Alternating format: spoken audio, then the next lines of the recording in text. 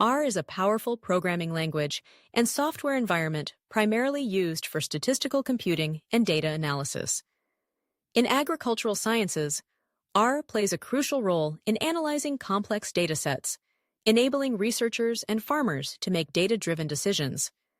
With R, scientists can model crop yields, assess soil health, and analyze climate data, ultimately enhancing agricultural productivity. One of R's key applications is in precision agriculture, where it helps in mapping and analyzing spatial data to optimize resource use. By employing various packages, users can visualize data trends, conduct experiments, and even predict pest outbreaks. Additionally, R facilitates the integration of diverse data sources, such as satellite imagery and weather patterns, allowing for comprehensive analyses.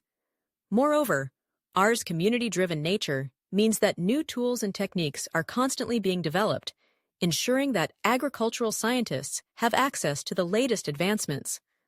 Ultimately, R empowers the agricultural sector to innovate, improve sustainability, and increase food security.